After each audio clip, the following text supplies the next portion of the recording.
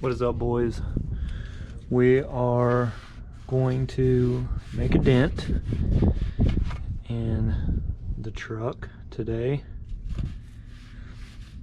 The lighting's being really weird. The sun's setting. But anyways, since the brake's locked up on the other side, I got new rotors. The wheel bearings on this side was shot, and I figured while we're at this stage in the build, might as well just go ahead and do new everything on both sides. So I got new rotors, new inner and outer wheel bearings, new seals, new pads. James rebuilt my calipers, so as far as brakes are concerned, we'll be set. And then I also got new soft lines, the piece that goes from here down onto caliper. So one thing to know when you get new ones, this is the back side, the side that touches all of this. You do want to wipe this off, clean it up. I'm going to clean that up a little bit better when I'm not holding the camera. But the new bearings I got came with races. These rotors come with races already in them, so what I'm going to do is wipe this out, pack these with grease. All you do is put a good wad of this. You can use other grease, I've seen it done. You just want to use high temp so it doesn't go out as quick. Put a big glob of that in your hand, and then you basically just like smash the grease into the bearing. You're packing the bearing. So I'm going to pack this bearing, set it down in here. It sits in here like this, and you'll know because the inside bearing is way bigger than the other bearing. It's much smaller, like this size. So comparing the two, you see the size difference. So from what I understand, you're supposed to pack this. It sits down in here like so, and then the new seal will press in right here. Super easy, just tap it in with a hammer. Got me a nice rubber hammer. Gonna do that, then we will clean this up, put a little grease on here, slide this puppy on, pack the small inner bearing. I forget what they call outside bearing, I guess. We'll pack the small one. Once the rotor's already on, we'll put it in, put the lock washer and nut back on, and then that's pretty much it for doing the new wheel bearings. We'll get that slid on, and then we'll get those new rotors that James rebuilt for us out and put the pads in them and get those set on, and then we'll replace our lines, and then we'll have fresh brakes and new bearings. Here we go. Alright, boom. This one side done. It's nice and tight now. So it's pretty easy. Like I said, you'll take that outside bearing, which I guess would be inside, whatever. Pack it, you put it in the back of the rotor.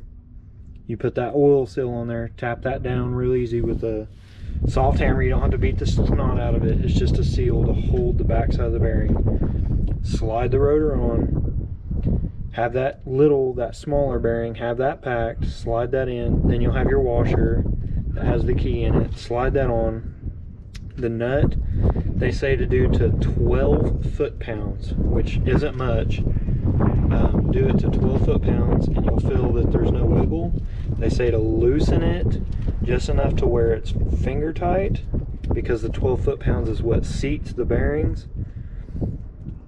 When it's just back it off just enough to where it's finger tight, and then have it just hand tight, enough to line up the cutter hole. Once you line up your cutter keyhole, put your pin through, and then slide your cap on, which mine's crusty but yellow, and yellow.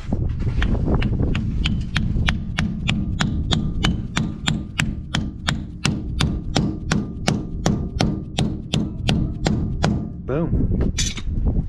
That's it. I'm gonna move my shop over to the other side. Get this one done. All right. Not so bad. Sorry guys, I didn't bring my tripod. You guys didn't go watch me do it, but there are several videos showing how to do it. Packing bearings and installing them properly if you need a more visual representation. But as for me, like I said, it's easy. When you take the rotor off, this gray ring here is your seal. You would have to pick that out if you were replacing the bearings and keeping your old rotors. For the price of what they are, I would get new rotors, especially at O'Reilly's or AutoZone. They're not bad. And plus it's peace of mind, and plus it's brakes. It's one of the main things that keep you from dying in a vehicle. So, but anyways, take your big bearing, pack it full of grease. Do not forget to pack it.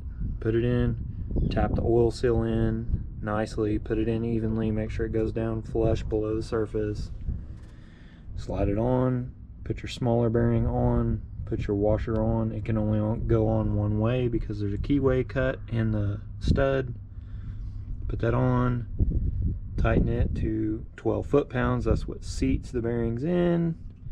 And then it's nice and snug. Back it off, hand tight, a little bit tighter, just enough to get your cotter keyhole, and then boom, you're done.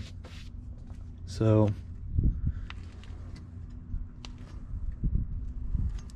not bad. It's fresh grease, and I know I didn't over tighten them because I tightened them to what I felt like was 12 and then loosened them back to finger tight, and I could tell that there was a little wobble, so I did it tight again, and then just to where it got loose, left it there, and it's tight. So I think we're in good shape.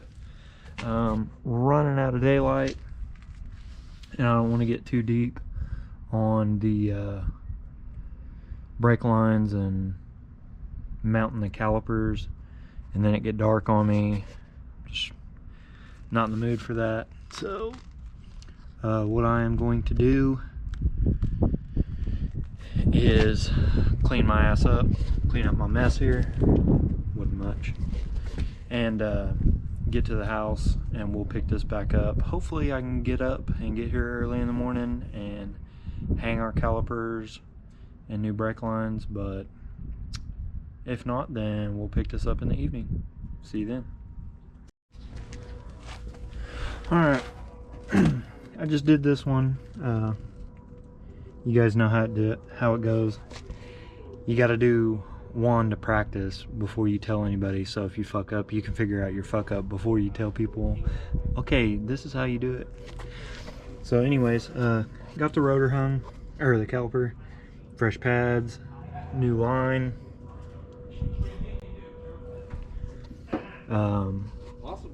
got it hooked up, everything looks good, got the right side. I think what I'm gonna do is just zip tie this right here, since the IHC arms don't have bolt holes in them. One more thing about the IHC arms that suck, they don't have any kind of way to mount brake lines. The DJM kit does though, in case y'all are wondering. But anyways, got this brake line replaced, everything's hung up, so I'm gonna quickly go through the other side with you guys. In case some of y'all are wondering and you're trying to compare a couple different YouTube videos, you can get an idea of it. So let's get started on the other side. Alright, so first off, we're going to start with hanging the caliper. It's a 3/8 Allen head, 3/8. Now you can't see it where the fuck, but 3/8. And that's what these are. So I'm going to set this up on here, hang it, bolt it in. Well, I guess let's clip the pads on first. So from what I could tell, the pads, the insides go either way, doesn't matter, you can't get those backwards. Just make sure your side with your tabs goes towards the top. It's kind of obvious because it goes in this little groove right here, like that. It does take a little bit of effort to snap these in. Careful when you're doing it, don't just try to he-man it like this, because you'll just bend this and it'll be a turd. But if you push down like that, it's easier with two hands. Push down.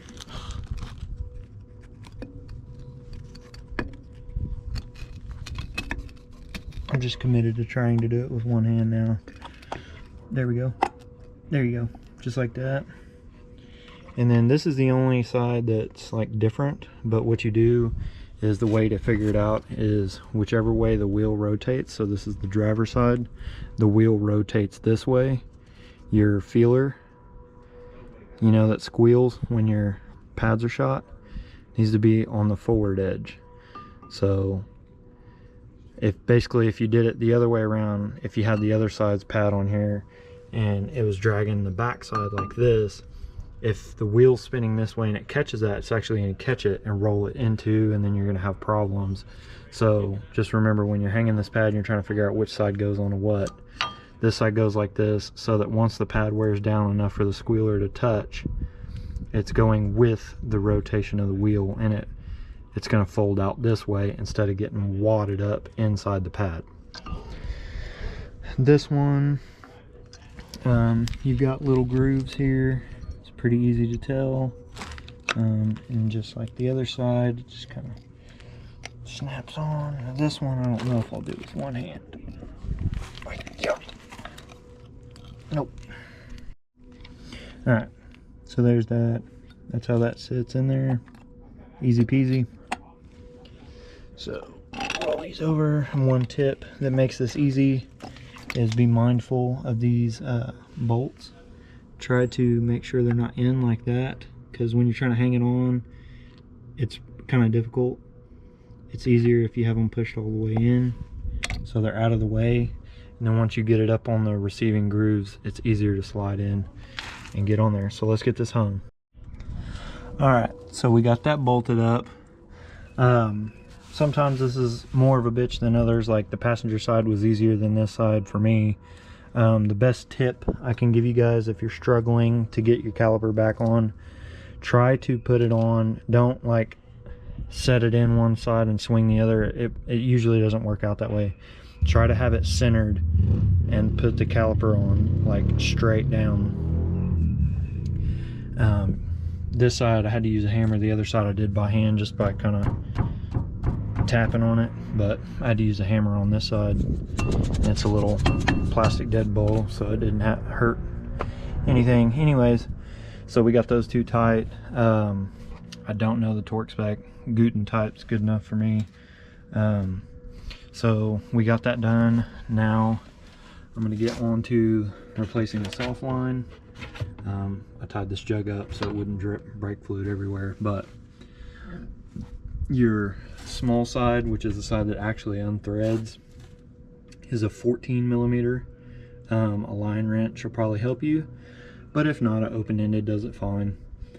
14 millimeter, you loosen this side. Once you get this side out, it's going to start leaking, so try to have something to catch it, or be quick about it and hurry up and hook your other one up. But basically what you'll do is you'll loosen this, and then this little retainer clip, just take a flathead screwdriver and kind of pull down on it, and it'll pop off. Once it pops off, that releases this. This just kind of sits down in there. Pull it out, put the new one in, tap the clip on, tighten the line up, and then put your other end of the line on here, and I'll show you the orientation of that. Make sure you get it right. You'll see a little notch taken out of one side. See how this side's not that way?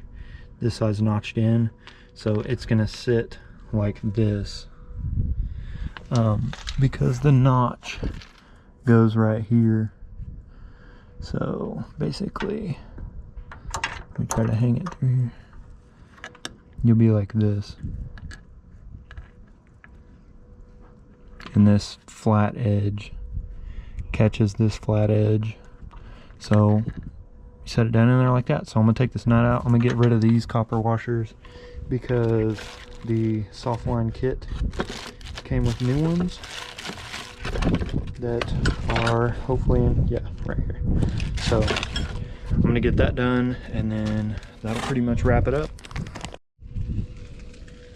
All right, we're snugged up, clipped in, got this side tight. By the way, I didn't mention the brake line bolt, or yeah, the brake line bolt that goes into the caliper is an 11mm. Yeah, so in case you guys are wondering. Other than that, I'd say we're good on the brakes. Got to bleed them, of course, but we're not going to do that just yet. I still need to bleed the backs and all of them. I need to get brake fluid. I'll get that another day, but basically I'll make a video about bleeding these because there's some out there, but the ones that I don't like that. The ones that I see, they cover bleeding the wheels, but they don't cover bleeding the ABS module. And for now, I'm going to keep the ABS module just so that I can get rolling quicker. So I'll make that a separate video. I watched a video of how to do it, and it's something I've never heard of to get rid of the squishy pedal. So I'm going to show you guys that one for those of you that don't know and might want to know. I'm going to show y'all. Other than that, that wraps up the brakes, at least for now, till we bleed. Next thing that we're going to do on this, I might start this evening, but it'll be a separate video. We're going to get this bump steer kit going, which basically just consists of, we'll drop the outer tie rod out. We have to drill this hole that's in the spindle. We have to drill it out to 5/8, I believe, and then we'll get rid of this altogether, and it's a long heim joint that screws onto the inner tie rod, gets rid of this cheesy thing, and then it'll also set our tie rod, instead of being up at this angle, it'll be about 3 inches lower. So it'll make our tie rod come out down here, which will keep us from hitting the frame. So that's what's up next for the low country.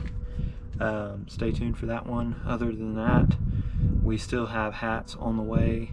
Mail's kind of bending us over. They're stuck in the mail, so they got lost. They were coming from like New York, and they ended up in Arizona, and now they're on their way back here to Oklahoma. So once we get those in, the hat restock will be up. I'm in the process of designing a spring tee, so you guys keep a lookout for that. If you want to support the channel, head over to MattyXBuilds.com, check out what we got. If it's in stock, it's at my house.